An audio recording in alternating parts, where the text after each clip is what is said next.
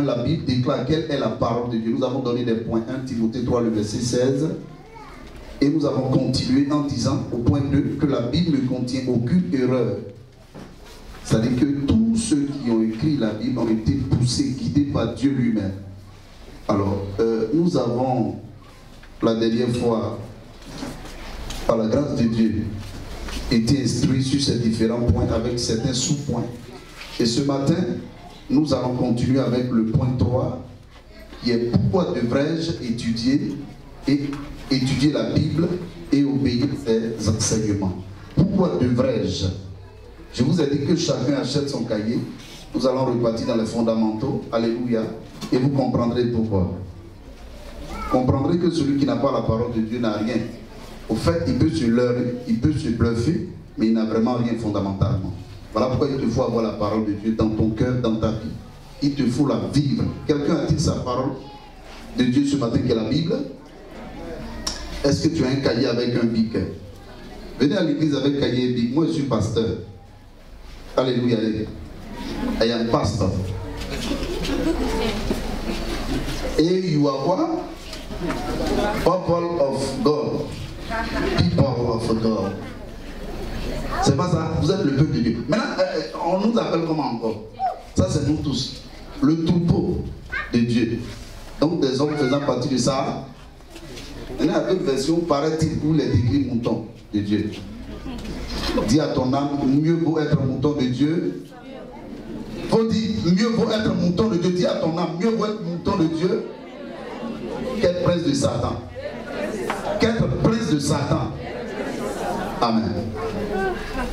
J'ai un homme qui était prince de Satan. Pourquoi devrais-je étudier la Bible et obéir à ses enseignements? Au point A, on va mettre tiret au point A. Pourquoi devrais-je le faire? Le point où nous sommes. On va prendre le livre de Jérémie, le chapitre 15, le verset 16, pour le premier point. Et nous allons écrire pour le premier point, sous-point de ce grand point-là. Sous-point de ce grand point-là.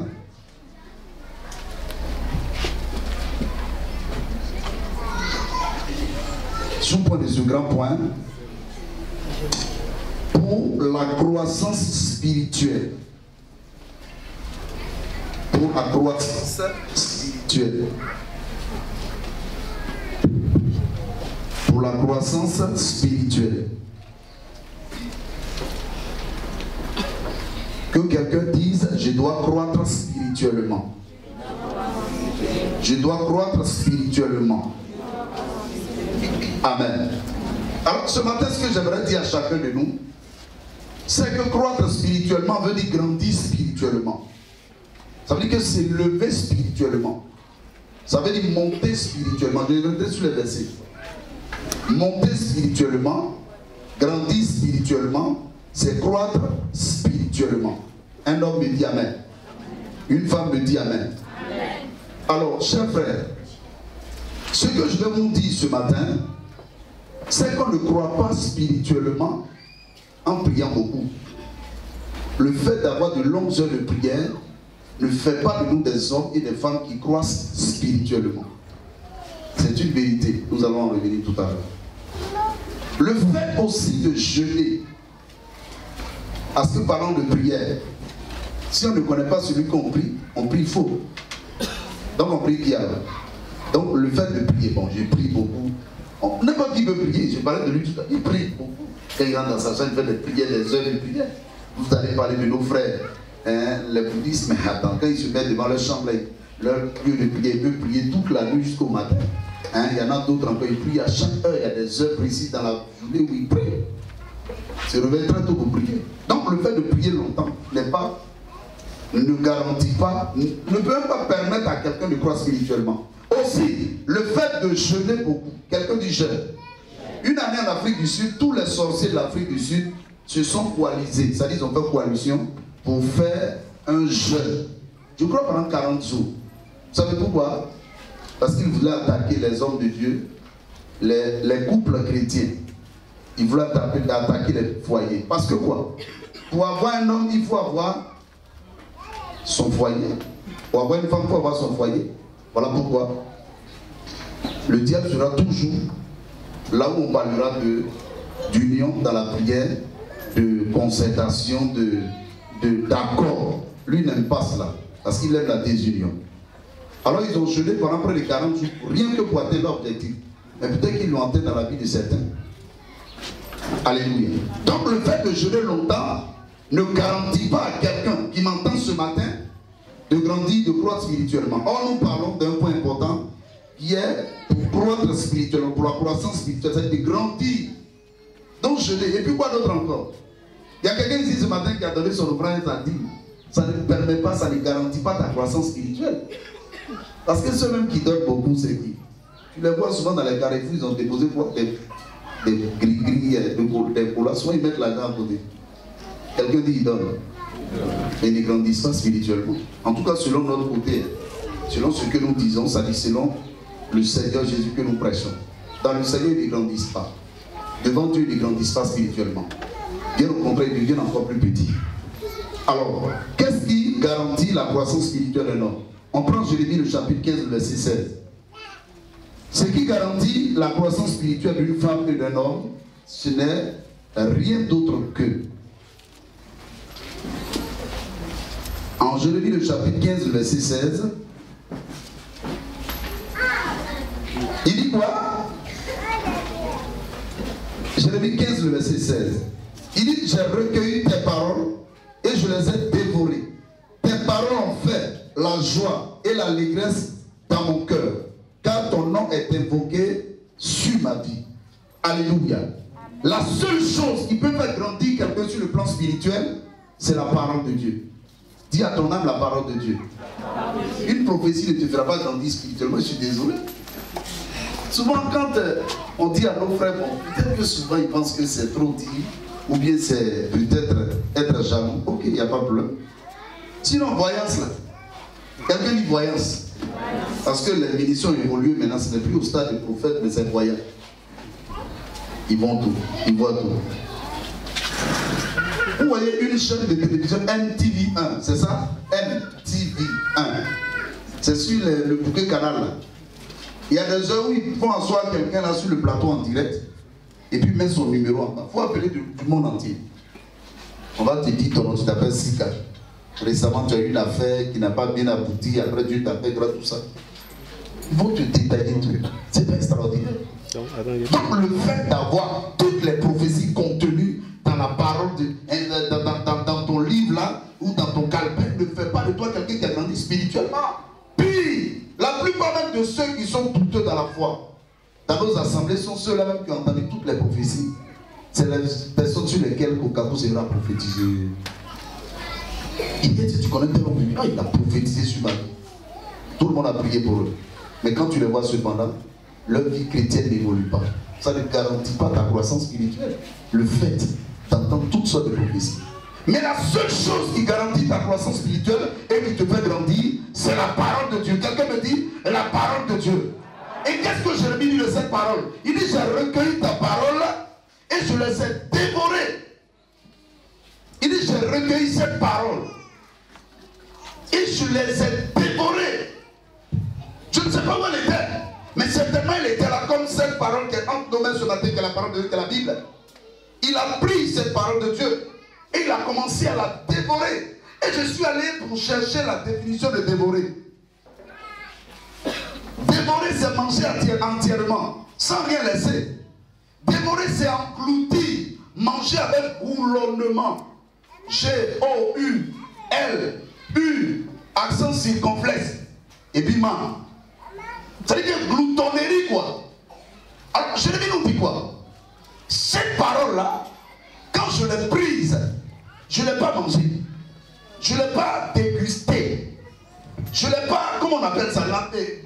Hein, c'est dégustation. Ah, ok, d'accord. Je ne l'ai pas senti pour dire quelle odeur a cette parole. Non, loin de là.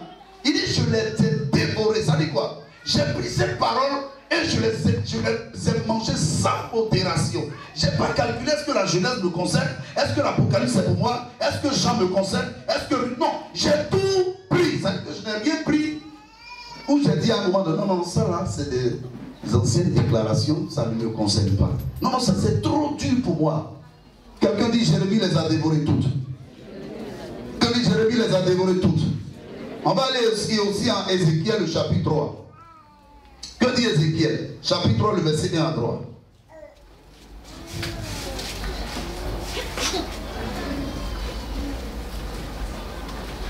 Il dit, c'est après je l'ai dit, il me dit, fils de l'homme, mange. Ézéchiel 3, le verset 1 à 3. Le prophète Ézéchiel. Le prophète Ézéchiel 3, le verset 1 à 3. Il dit quoi? Il me dit, fils de l'homme, mange ce que tu trouves. Il a dit mange quoi? Il a dit mange quoi? Vous savez, il y a des gens qui sont venus ce matin, qui sont en train de trouver la parole et qui disent oh, c'est parce que je voulais manger. Oh, ça, c'est pas le plat que je voulais.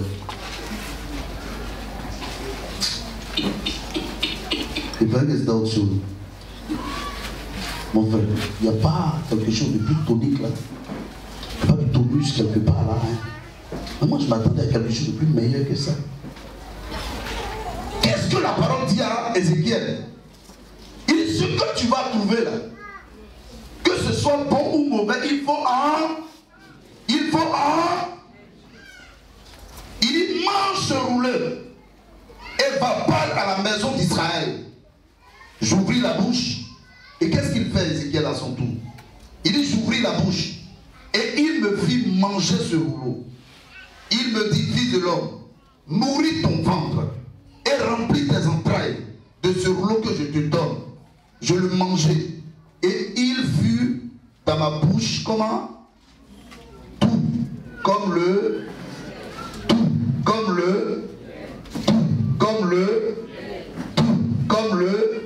il n'y a que ceux qui ont la parole de Dieu dans leur vie qui voient la douceur, la tendresse et la bonté de Dieu. Quand tu n'as pas la parole de Dieu dans ta vie, c'est difficile. Hein? Parce que tu évolues, c'est l'expression en volo. C'est-à-dire que selon le rythme de l'eau, quand l'eau t'envoie ici, quand l'eau t'envoie là, c'est difficile pour toi. Tu n'as pas d'acide, tu n'as pas d'enracinement. Mais quand tu prends le temps de dévorer cette parole, Ézéchiel dit, cette parole quand je la mange, elle est douce dans ma bouche comme du miel. Ok, ces deux personnes que nous avons citées, ils avaient un désir ardent. Ils avaient un désir qui était dans leur cœur. C'était de grandir. Mais ils ne pouvaient pas grandir sans avoir dans leur vie la parole de Dieu. Chers frères, je parle à tous ceux qui m'entendent ce matin.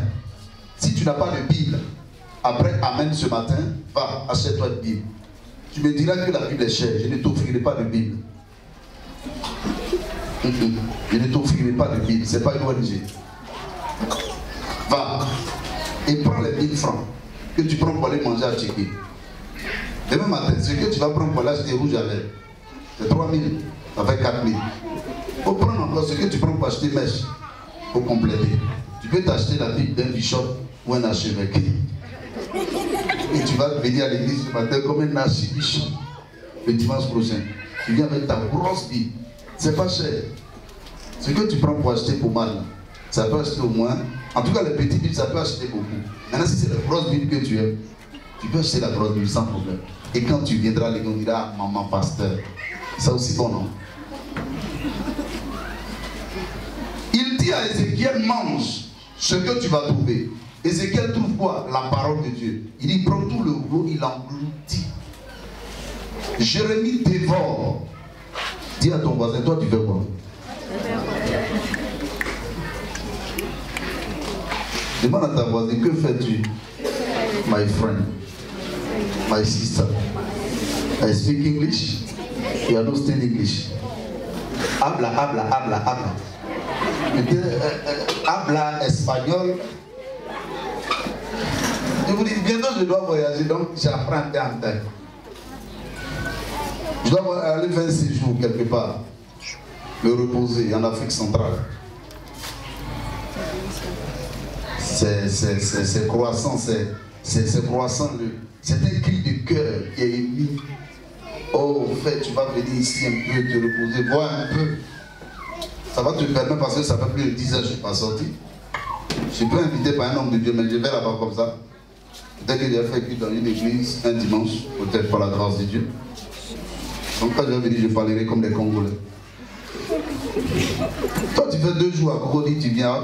Ouais, pasteur, tu vois, à Cocody les verts. Que Dieu nous aide. 1 Pierre, le chapitre 2, le verset 2. 1 Pierre 2, le verset 2. Que nous dit la Bible? En continuant sur ce point. 1 Pierre 2, le verset 2. La Bible dit, nous parlons de croissance spirituelle. Quelqu'un dit, je dois croître spirituellement.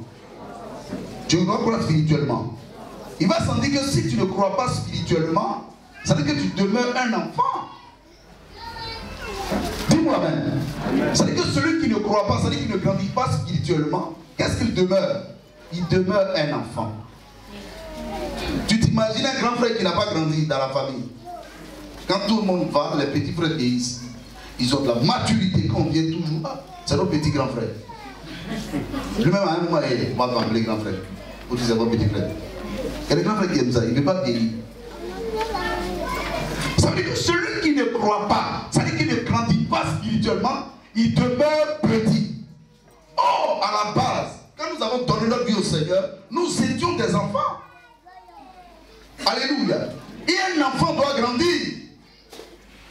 Un enfant doit croître. Un enfant doit s'élever. Un enfant ne doit pas rester à la position où il est là. On l'a trouvé en 2015, il est dans cette même position en 2021. Vous savez les enfants qui les grandissent, comment on les appelle?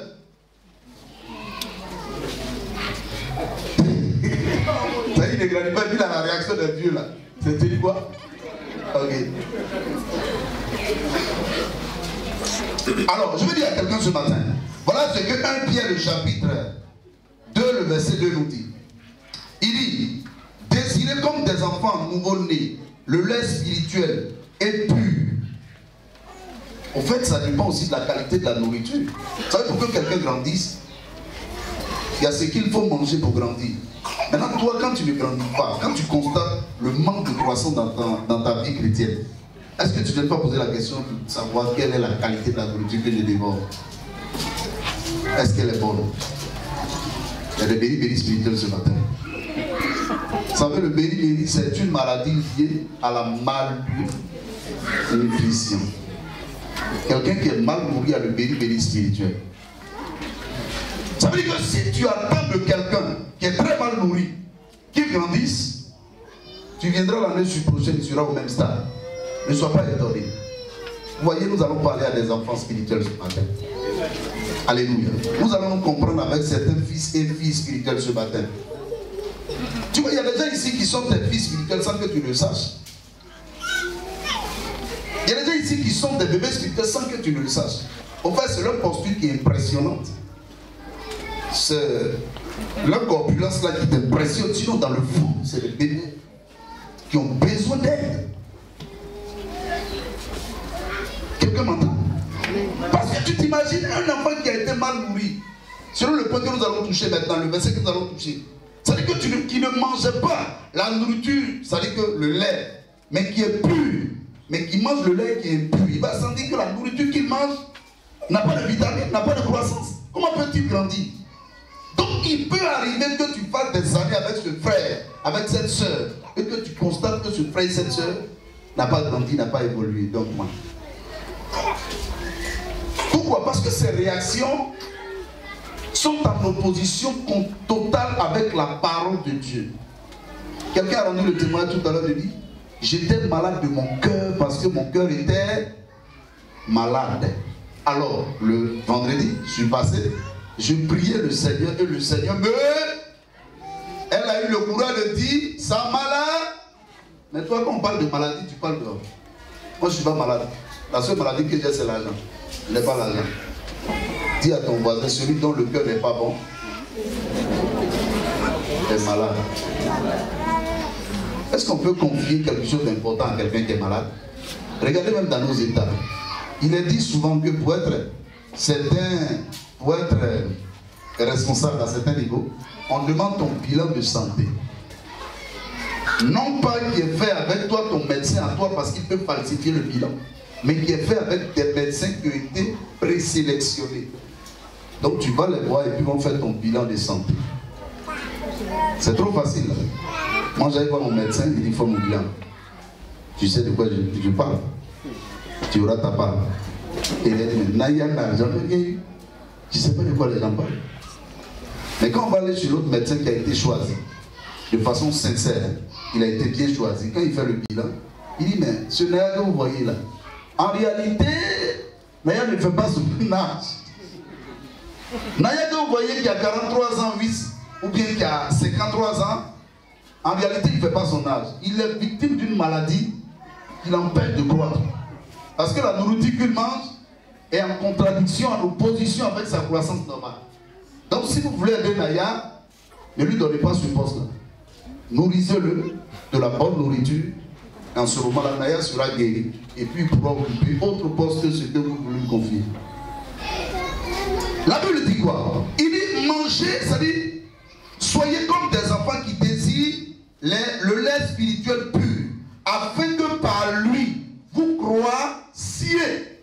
En fait, là où j'allais en venir, toutes les personnes qui ont une vie chrétienne, qui croient de façon pure à la lumière de la parole de Dieu, sont des hommes et des femmes qui aspirent au salut. Je vous le dis, c'est la vérité. Toutes les personnes qui ont été gagnées par Christ et qui sont nourries à la mamelle de la parole de Dieu, donc du lait pur, c'est des hommes qui, dans leur réaction et leur raisonnement, aspirent en premier au salut. Ce n'est pas des hommes qui aspirent au mariage. Hein. Ce n'est pas des femmes qui aspirent à la promotion. Elles aspirent d'abord au quoi? Au salut. Parce que la Bible nous dit quoi? Si vous avez du lait pur, vrai, dont vous vous nourrissez, dont on vous nourrit, qu'est-ce qui va se passer? Vous allez croître pour le salut. En réalité, c'est quoi? Tu verras de quelqu'un qui est vraiment mature spirituellement, qui est vraiment bâti spirituellement, si tu vois en lui les réactions de quelqu'un dont la vie, la volonté, le désir tournent toujours sur le royaume de Dieu. Je vous le dis en vérité, ces personnes-là qui aspirent au salut, donc à la vie éternelle, donc au paradis, ces personnes ne manquent de rien. Ces personnes ne manquent de rien. Ces personnes ne sont dans un désir de rien du tout. C'est des personnes qui ne sont pas envieuses, c'est des personnes qui ne sont pas portées sur quoi que ce soit, mais sur le salut. Mais cependant qui prient aussi pour leurs besoins, mais qui n'en font pas une fixation. Pour dire, tant que ce n'est pas fait, moi je ne me leverai pas. Non, loin de là. Ils se lèvent parce que le Seigneur leur dit de se lever, il fait jour. Ils font ce qu'ils doivent faire parce que eux, leur besoin, leur but, c'est le salut, donc le paradis. On va aller dans l'autre point pour que vous compreniez un peu plus clairement. 1 Corinthiens, le chapitre 3, le verset 1 à 2. 1 Corinthiens 3, le verset 1 à 2. De façon explicite et claire. Que dit Dieu? Que dit la parole de Dieu de ceux-là même qui, sur le plan spirituel, n'ont pas de croissance? Voilà ce que la Bible nous dit. 1 Corinthiens 3, le verset 1 à 2. Ok, allons-y. La Bible dit, pour moi, frère, ce n'est pas comme à des hommes spirituels que j'ai pu vous parler, mais comme à des hommes charnels, comme à des enfants en Christ. Alors qu'est-ce qu'il fait? Il dit, je vous ai donné du lait et non de la nourriture solide, car vous ne pouviez la supporter. Et vous ne le pouvez même pas à présent, parce que vous êtes encore charnel. Au verset 3, pour attester de ce qu'il dit, il dit en effet, puisqu'il y a parmi vous de la jalousie et des disputes, n'êtes-vous pas charnel? Ne marchez-vous pas selon l'homme? Gloire à Jésus-Christ. Gloire à Jésus-Christ. Alors, mes frères, mes sœurs, Je vais parler à des hommes qui n'ont pas encore grandi spirituellement. C'est vrai que la parole est forte, mais elle est sincère. Les hommes qui n'ont pas encore connu de croissance spirituelle, ou encore les femmes qui n'ont pas encore connu de croissance spirituelle, sont des personnes dont la vie est distinguée par les disputes. Les disputes à un point fini. Écoute, je te dis ce matin, ne discute pas avec des gens qui n'ont pas le même niveau de croissance et de connaissance que toi. Discuter avec eux sera en train de les détruire. Or, le Seigneur te demande de ne pas les détruire, mais de les considérer comme qui? L'apôtre Paul dit, quand je suis arrivé dans votre église là, et que je vous ai parlé, je n'ai pas parlé à des hommes qui sont déjà partis sur le plan spirituel. Donc cependant, je ne pouvais pas vous donner de la nourriture solide. Je me suis limité au lait. Or, normalement, quand tu manges du lait pur, c'est-à-dire de la vraie parole, à un moment donné, tu ne bois plus du lait. Tu manges de la nourriture solide. Mais quand moi j'arrive au milieu de vous, je constate parmi vous qu'il y a des disputes, qu'il y a des divisions, qu'il y a des sectes même à la limite, c'est-à-dire dans l'église. C'est secté, sectorialisé. C'est-à-dire qu'il y a des clubs, il y a des clans. Écoutez frère, toutes les personnes qui clanisent la maison du Seigneur sont des hommes et des femmes qui n'ont pas grandi spirituellement.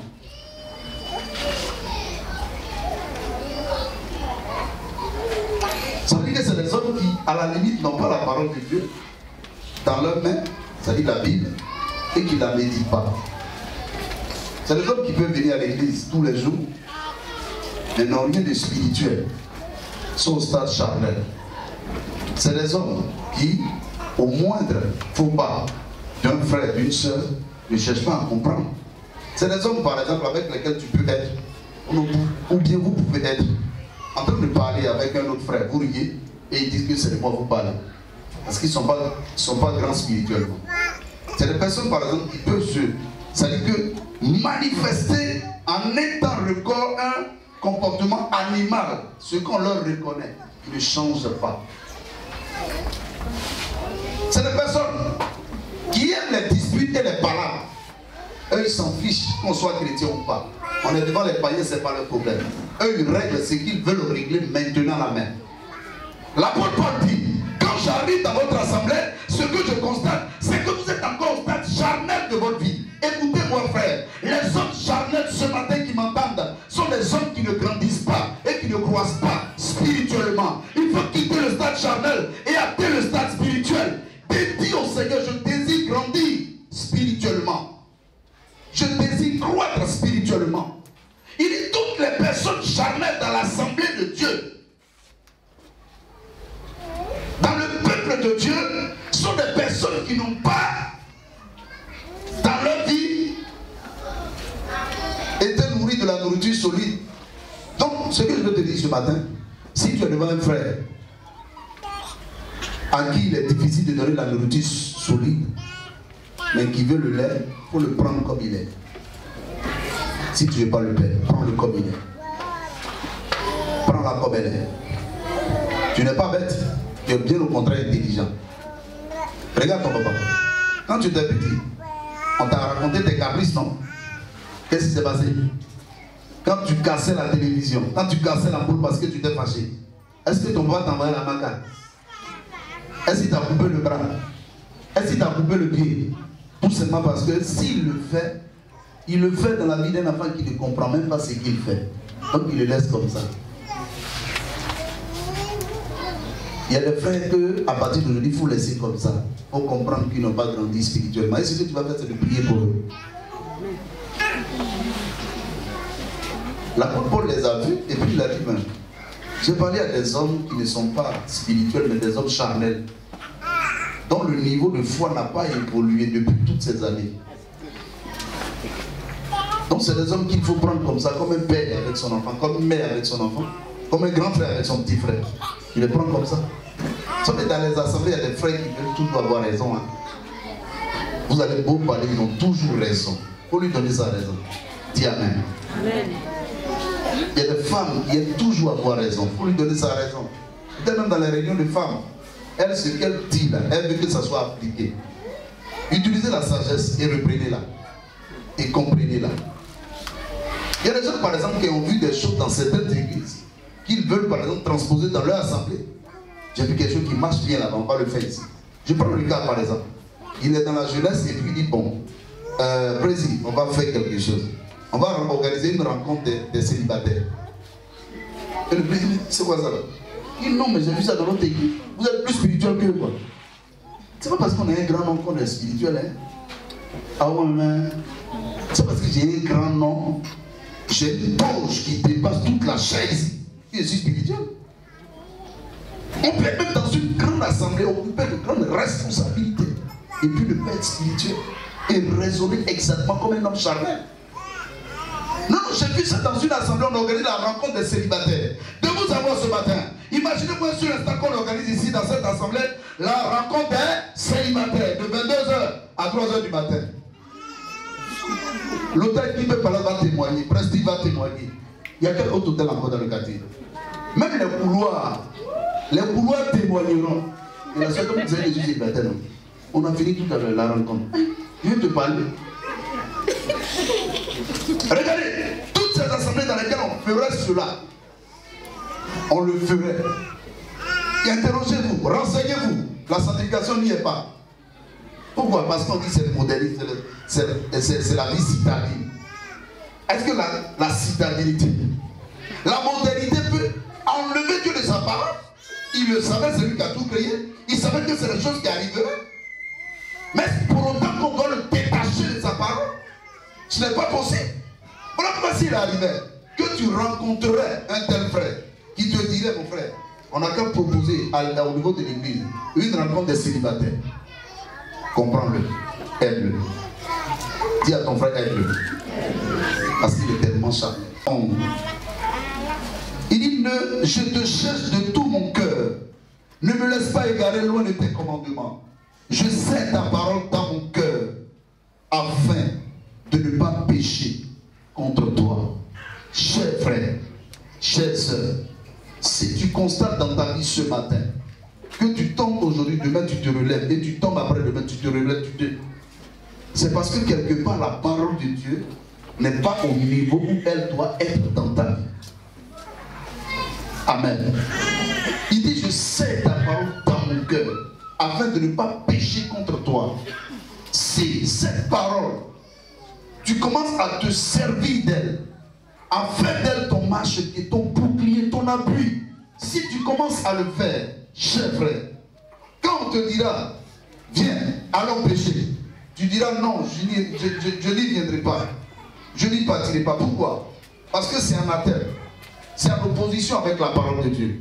Puisque cette parole dont je me sers, qui m'éclaire, elle me dit ce matin de ne pas aller dans le péché. C'est elle qui éclaire mon sentier, qui rend pur mon sentier, c'est-à-dire le chemin sur lequel je marche, ma vie chrétienne. Et marchant par cette parole-là, je ne peux me permettre, moi, d'aller pécher. Écoute frère, le péché, il nous éloigne de la parole de Dieu. Le péché nous éloigne de la parole de Dieu. Mais quand tu vis dans la sanctification, c'est-à-dire dans la vérité, tu te rapproches de Dieu. Commence à te rapprocher de Dieu en te séparant du péché. Sépare-toi du péché en te rapprochant de Dieu. Aussi, pourquoi devrais-je étudier la Bible et obéir à ses enseignements? Il y a un autre point. Le point C. Le petit point C. Pour jouir de la santé et de la guérison. Pour jouir de la santé et de la guérison. Quelqu'un est-il malade ce matin? Quelqu'un est-il malade ce matin? La parole de Dieu veut te guérir. Vous savez, il y a une chose dont moi je suis sûr, c'est que la parole de Dieu qui est lui et amen guérit. Donc, quand moi je prêche la parole de Dieu, que je prie pour toi, je vous ai déjà dit ça, non? Si je demande ce matin qui est malade, que toi tu te lèves, quelle que soit la maladie que tu as, que tu viens, pour que je prie pour toi. Que je prie pour toi. Bon, souvent il arrive qu'on demande ton avis. Ah, c'est comment tu te sens, comment? Ça peut arriver, on ne sait jamais. Mais s'il arrivait que je demandais ton avis, comment tu te sens? Que tu me dis non, je me sens très mal, encore plus mal, je dirais amen. Parce que tu es en train d'être guéri. Au fait, la chose ne dépend pas de ce que tu sens maintenant, mais de la vérité, quoi, qui est la parole de Dieu. Et cette parole de Dieu là, moi je crois en elle. Donc quand je prie pour toi, selon le livre de Jacques qui dit, quelqu'un parmi vous est-il malade qu'on appelle les anciens qu'il prie pour lui. Moi en tant qu'ancien, pasteur, j'ai prié pour toi. Je suis sûr que tu es guéri. Alléluia, amen. Si j'avais demandé ton avis, que tu me dis tu te sens encore plus mal, tu dis amen, Seigneur, merci, que ton nom soit loué. Si je n'étais pas aussi demandé, moi je dis tu es guéri. Tu es guéri. Ça veut dire que ma foi ne va pas balbutier, ne va pas vaciller en regardant ton état, quoi. Parce que la parole de Dieu, je le sais, et je l'affirme, elle guérit. Les plus grandes guérisons ont été opérées pendant que la parole de Dieu était en train de passer. Mais les plus grandes guérisons, c'est les guérisons du cœur, c'est les guérisons de l'âme. Ton cœur est-il blessé ce matin? Ton cœur est-il malade ce matin? Malade de beaucoup de pensées qui te hantent, qui apportent l'empire dans ton cœur, dans ton âme. La parole de Dieu va te guérir. Donc si tu la médites, frère, tu comprendras que des hommes étaient malades. Et on appelait les serviteurs de Dieu comme qui? Élisée, il a entendu parler de la situation. Il a dit, envoyez-le ici en Israël, il saura qu'il y a un prophète ici. Le monsieur a été guéri, c'était le chef de l'armée syrienne. Si tu lis la parole, tu comprendras qu'une femme était stérile. Et un homme de Dieu, il s'appelait comment? Élisée le même. Il est arrivé dans sa maison, qu'est-ce qu'il fait? Élisée dit à la femme, l'année prochaine, là, tu auras un enfant, cette même période.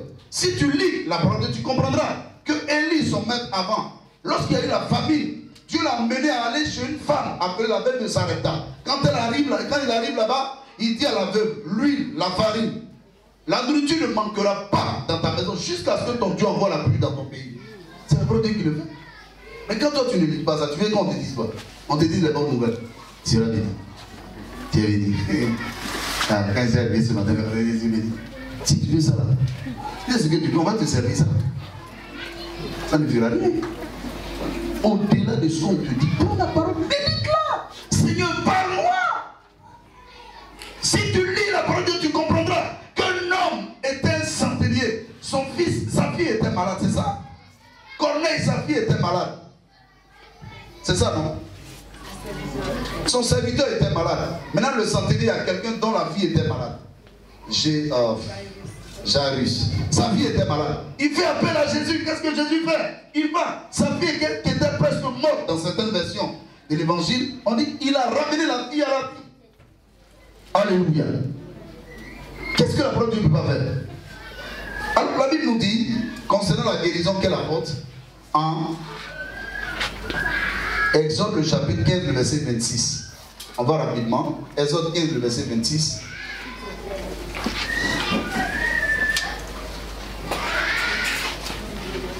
C'est ça l'enseignement. Enseignement, on lit beaucoup. 15, le verset 26. Enseignement, on lit beaucoup. Il y a beaucoup de versets qui viennent. Ce n'est pas prédication, enseignement. Il dit, en Exode 15, le verset 26, on écrit, hein, il dit, si tu écoutes attentivement la voix de l'Éternel, c'est-à-dire la parole de Dieu, ton Dieu, si tu fais ce qui est droit à ses yeux, si tu prêtes l'oreille à ses commandements, si tu observes toutes ses lois, je ne te frapperai d'aucune de ces maladies dont j'ai frappé les Égyptiens, car je suis l'Éternel ton Dieu qui te guérit. Ça veut dire quoi? Nous sommes à l'heure du corona, non? Coronavirus, n'est-ce pas? La COVID-19. Le Seigneur dit quoi ici? Il dit, si tu écoutes attentivement la voix de l'Éternel ton Dieu, si tu fais ce qui est droit, c'est aussi ça. Quand on écoute la parole de Dieu, qu'est-ce qu'on fait en retour? On fait ce qui est gauche, ce qui est penché. Je parle des fils et des filles ce matin. Est-ce quand on écoute la parole de Dieu, on fait ce qui est penché, ce qui est gauche? Il dit, si tu écoutes cette parole, que tu fais ce qui est droit, c'est-à-dire que ce qui est normal. Il y a des chrétiens ici qui font ce qui est gauche, reviens, commence à faire ce qui est normal.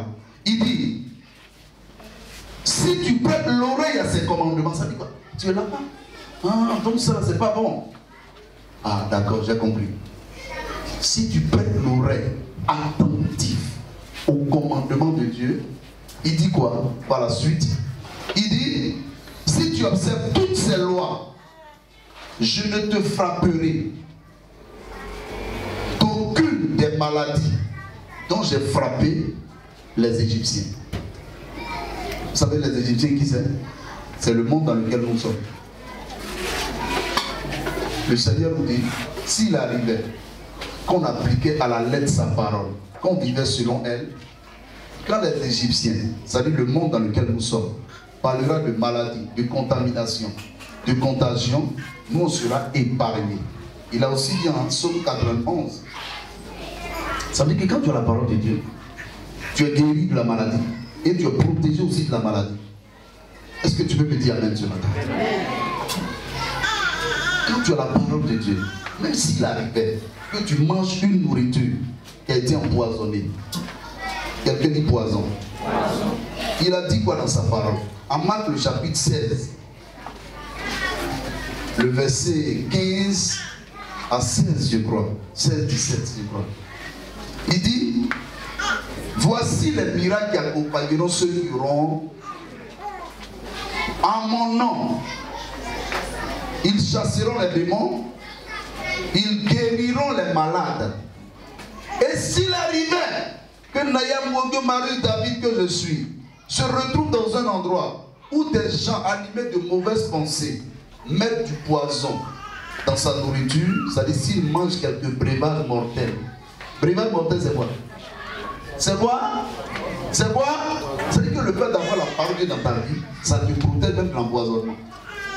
J'apprends qu'il y a des gens qui empoisonnent leur micro, de sorte que quelqu'un, quand il prend le micro, il fait comme ça, voisin le prend. Cher frère, moi je suis arrivé chez toi, si vous dites qu'il a empoisonné le micro, bon ok, on ne tente pas Dieu. Avant de prendre le micro, le Seigneur me dit que le micro a été empoisonné. Vraiment merci mon frère, je voulais prêcher. Mais je sais que tu n'es pas prêché. Tu n'as pas de passer. En tout cas, si tu es passé, tu te fasses pour la gloire de Dieu. Et le Saint-Esprit me dit de ne pas prêcher. Parce que lui, il me dit à la gloire, il n'a pas choqué le peuple. Il dit que le micro a été empoisonné. Mais à l'oreille, il me dit que le micro a été empoisonné, ne touche pas. Donc, quelle est la sagesse que tu as utilisée? Il dit, ah mon frère, je m'excuse. Il nous faut venir dire, mon frère. Tu sais, moi, le Saint-Esprit, c'est une alliance. Si je désobéis là, c'est pas bon. Donc, vraiment, Dieu au peuple, que vraiment, je les aime. La prochaine fois, je vais venir. C'est non qui envoie par là. Et je m'en vais. C'est que s'il arrivait qu'un poison, un breuvage mortel soit mis dans ta nourriture, qu'est-ce qui va se passer? Il ne te fera aucun mal. Dis à ton âme, c'est la parole de Dieu qui fait ça. Alors je vais te dire ce matin, si tu as la parole de Dieu dans ta vie, il arrivait que tu arrives quelque part, on dit manger. Si tu as faim, il faut manger. À moins que le Saint-Esprit te dise de ne pas manger. Il faut manger. Il dit, venons manger. On rend grâce au Seigneur, on dit, allez, allez, mange. S'ils ont mis quelque chose dedans, ça retournera contre l'envoyeur lui-même. Dis-moi amen bien. Un enfant de Dieu ne s'inquiète de rien parce que la parole de Dieu te guérit. Elle te protège de la maladie. C'est quoi? On dit non, ici, là, ça fait. Attends, le Seigneur me dit de venir ici. Et on me dit ici, là, c'est comme ça, c'est comme ça. Seigneur, c'est en ton nom, je m'en vais là-bas. Et un allant là-bas, il faut protéger comme tu l'as toujours fait. Ok. Et puis j'y vais sans crainte. À un moment donné, il y avait beaucoup de crashs d'avions. Et certains avaient peur d'emprunter les avions. Il y en a d'autres qui ne doutaient, se doutaient de rien. Ils empruntaient les avions. Parce qu'ils croyaient que Dieu était avec eux. Je te dis que Dieu est avec toi.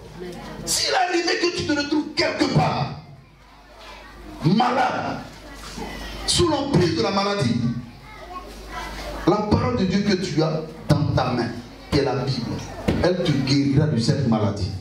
Elle te soignera de cette maladie. Elle te guérira de cette maladie. Elle te soignera de cette maladie. Et mon frère, alors que les gens penseront que tu viendras de là-bas mort, tu reviendras sauvé, guéri et délivré. La preuve, quand le truc l'a frappé,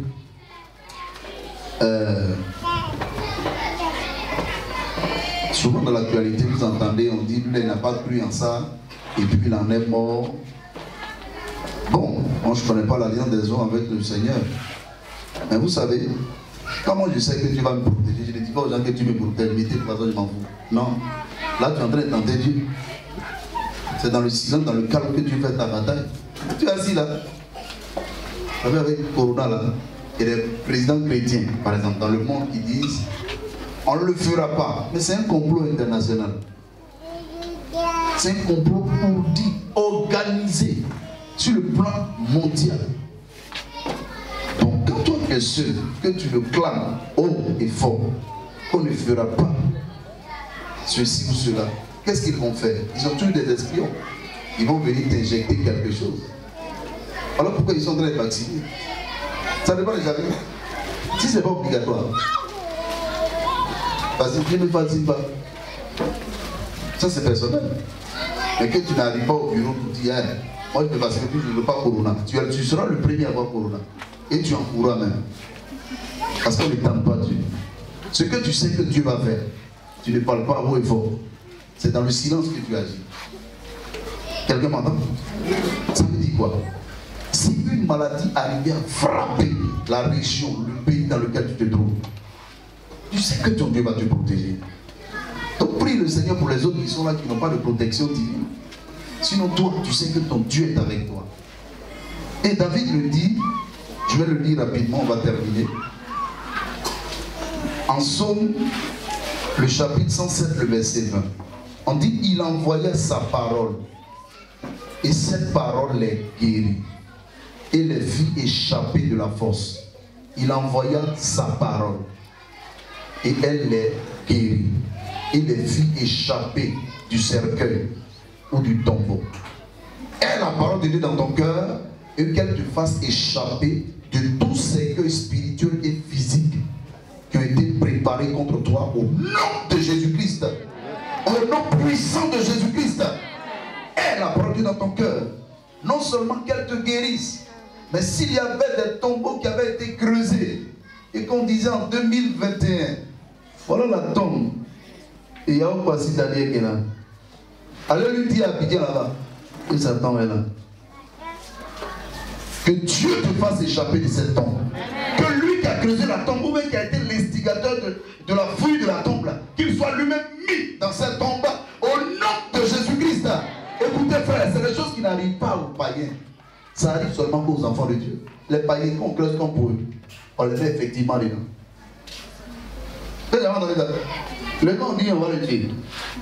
On dit on va manger ça. Il n'a qu'à pourrir à l'ositas. Il n'a qu'à pourrir, il n'a qu'à aller encore. Oh maïsa. Oh, c'est ça même qui est tout même. Viens qui se promène beaucoup là, il n'y a pas de grâce dedans. C'est une grâce qui n'est pas faite aux païens. Voilà pourquoi tu as une grâce ce soir. J'allais dire ce matin d'être chrétien. Et il te fera échapper de la force. Il te fera échapper du cercueil. Il te fera échapper du tombeau. Au nom puissant de Jésus. Cette grâce n'est pas faite dans la vie de n'importe qui. Il n'y a que nous seuls qui avons Jésus-Christ, qui avons la parole de Dieu. C'est dans notre vie que cette grâce est manifeste. Ça veut dire quoi ce matin? Si tu entends des rumeurs de cette année tu vas mourir, cette année, sois tranquille. Et après toi, aller faire les funérailles de quelqu'un. Mais malheureusement, nos frères, nos soeurs qui n'ont pas le Seigneur, et souvent quand tu leur dis donnez votre vie au Seigneur, c'est difficile. Ils donnent leur vie au Seigneur. Et parlant de cela, je prie que le Seigneur fortifie mon fils Théo. Il dit hier on l'a appelé, ou je ne sais pas, avant-hier on l'a appelé pour dire que sa petite soeur qui a accouché, elle a accouché normalement. Elle était malade. Et dans la maladie là, des bêtes sortent de ses deux seins, malheureusement.